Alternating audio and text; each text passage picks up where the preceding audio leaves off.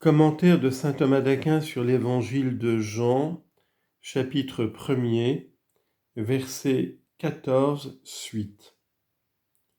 Plein de grâce et de vérité. En disant cela, l'évangéliste précise ce qu'est la gloire du Verbe, comme s'il disait « Sa gloire est telle qu'il est plein de grâce et de vérité ». Cette affirmation peut se comprendre de trois façons. D'abord, au point de vue de l'union, ensuite de la perfection de son âme, enfin de sa dignité de chef.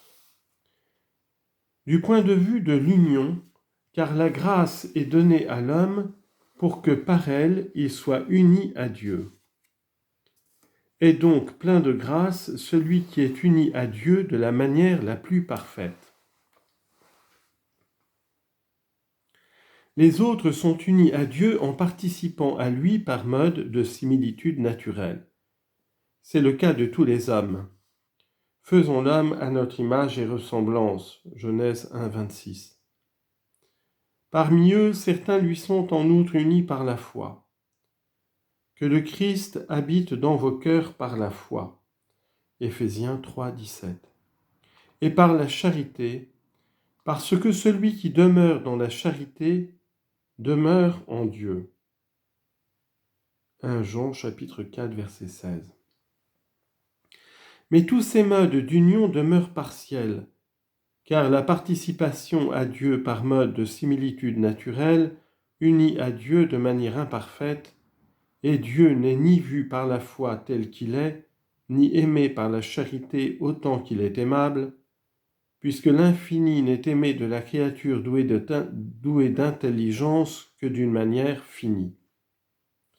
C'est pourquoi l'union n'est pas plénière, tandis que dans le Christ elle est plénière, puisque la nature humaine est assumée par Dieu, de telle sorte que l'homme soit Dieu lui-même par l'unité de la personne. Il fut donc plein de grâce, non par quelque don gratuit spécial reçu de Dieu, mais parce qu'il était Dieu lui-même. C'est pourquoi Dieu, c'est-à-dire le Père, lui a donné, c'est-à-dire au Christ, le nom qui est au-dessus de tout nom. Philippiens chapitre 2, verset 9. Il était prédestiné à être fils de Dieu avec puissance. Romains chapitre 1, verset 4. Il fut encore plein de vérité parce que dans le Christ, la nature humaine, par l'union, parvint à la vérité divine elle-même, c'est-à-dire que cet homme était la vérité divine elle-même. Dans les autres hommes, il y a de nombreuses vérités participées, selon que la vérité première brille en leurs esprits par de nombreuses similitudes. Mais le Christ est la vérité elle-même. C'est pourquoi il est dit « En lui sont cachés tous les trésors de la sagesse ». Colossiens chapitre 2, verset 3. On peut encore interpréter les paroles pleines de grâce et de vérité de la perfection de l'âme du Christ, parce qu'il a reçu sans mesure tous les dons de l'Esprit Saint.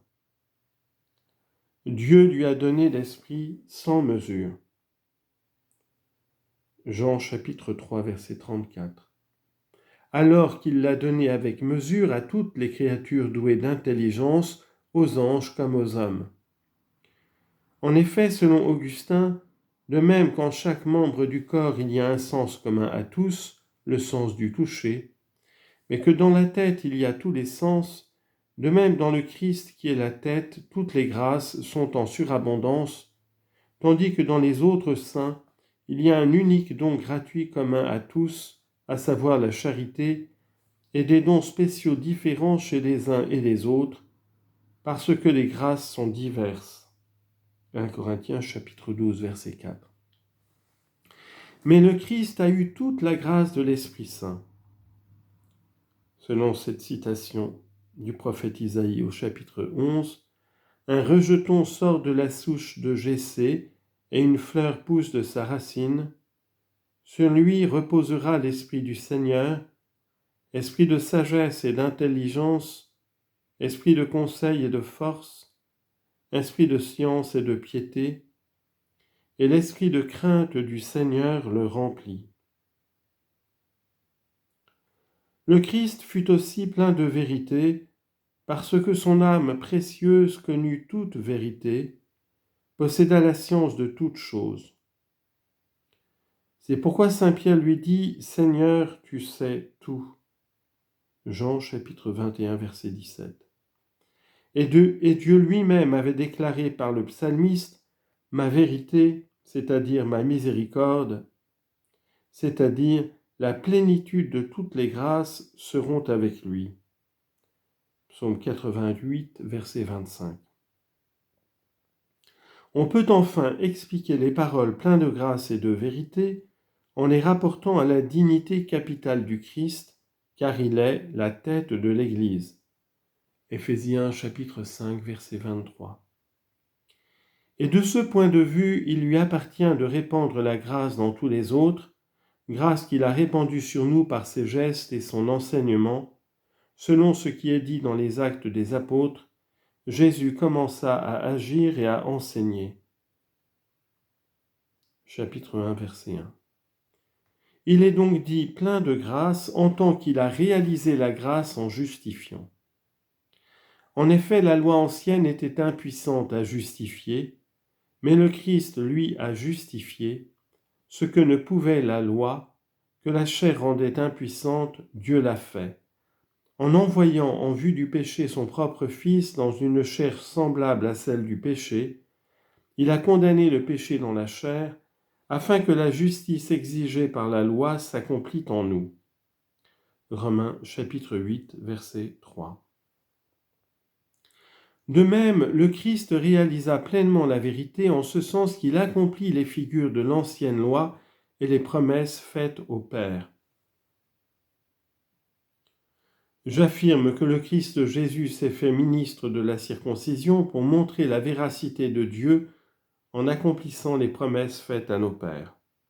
Romains chapitre 15, verset 8. Et encore, toutes les promesses de Dieu ont leur oui en lui. 2 Corinthiens chapitre 1, verset 20. Jean le dit encore plein de grâce, parce qu'il l'a répandu en nous par les paroles pleines de grâce de son enseignement. La grâce est répandue sur tes lèvres. Psaume 44, verset 3. Voilà pourquoi Luc dit que dès l'aurore, tous venaient à lui. Luc chapitre 21, verset 38. C'est-à-dire que dès le matin, ils cherchaient à se rendre auprès de lui. Et plein de vérité, car il n'enseignait pas en énigmes et en figures, mais en vérité et ouvertement. Voilà que maintenant tu parles ouvertement sans user de paraboles. Jean chapitre 16, verset 29.